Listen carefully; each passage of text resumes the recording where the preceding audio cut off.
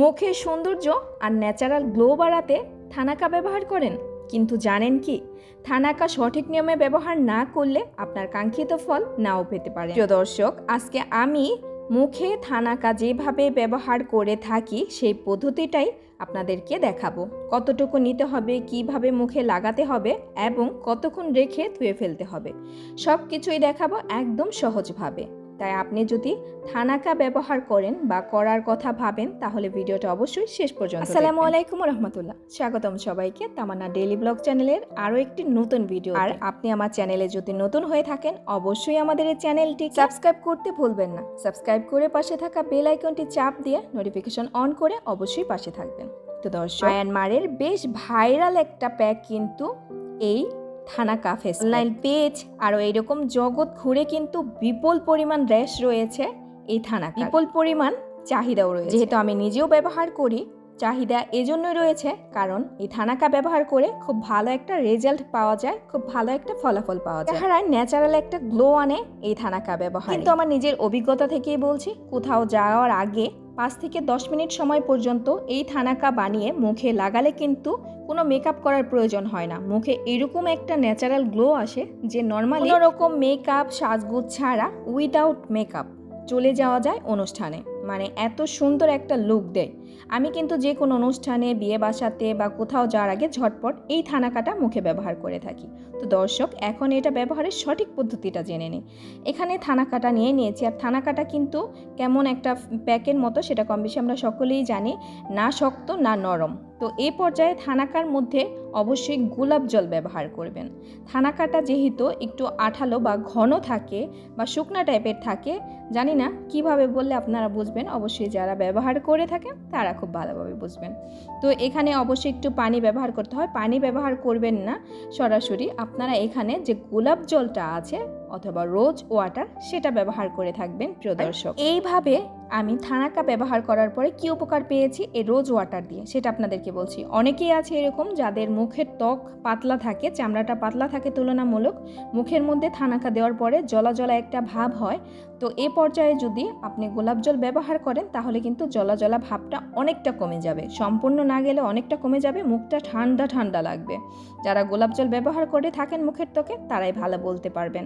আর আরও একটা জিনিস এক্সট্রা যেটা আমি ব্যবহার করে থাকি সেটা হচ্ছে সুদিং জেল।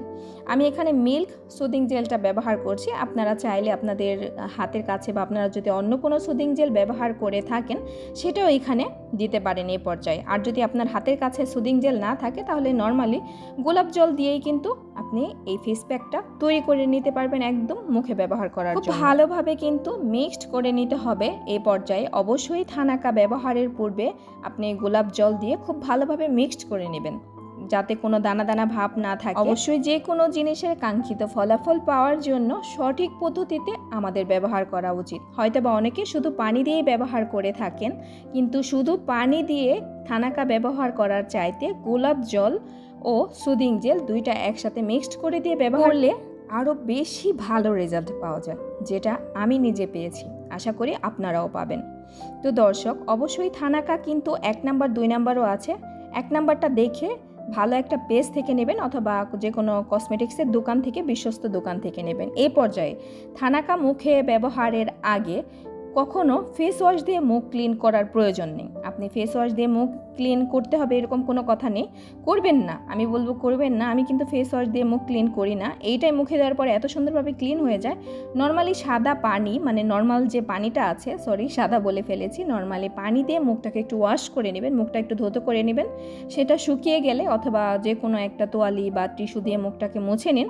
শুকিয়ে যাওয়ার পরে এ পর্যায়ে এসে থানাকাটা ব্যবহার করবেন। এইভাবে দেখুন আমি হাতে ব্যবহার করে দেখাচ্ছি। তো না একদম ঘন না একদম পাতলা যে হাতে নেওয়ার আগেই পড়ে যাচ্ছে এরকম না, মানে মিডিয়াম টাইপের টেক্সচার রাখবেন।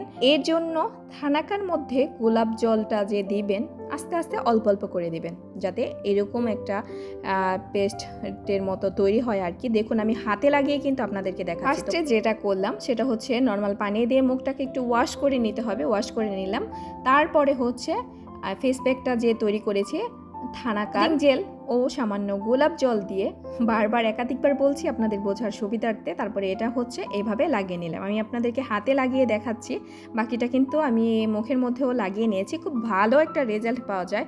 যখন দেখবেন মুখের মধ্যে এরকম শুকিয়ে গেছে, মুখটা টান টান লাগছে, তখন নর্মাল পানি দিয়ে মুখটাকে ধুয়ে পরিষ্কার করে নেবেন, অথবা যে কোনো তোয়ালি ভিজিয়ে তারপরে হচ্ছে মুছে পরিষ্কার করে নেবেন। দেখুন কতটা তফাৎ, আপনারা নিজেরাই দেখুন, মানে খুব সুন্দর একটা রেজাল্ট পাওয়া যায়। অবশ্যই আমি থানাকার যে গুণাগুণটা আছে সেটা সম্পর্কে আশা করি বলতে হবে না বা বলবো না, এটা যারা কম বেশি ব্যবহার করে থাকেন সকলেই জানেন।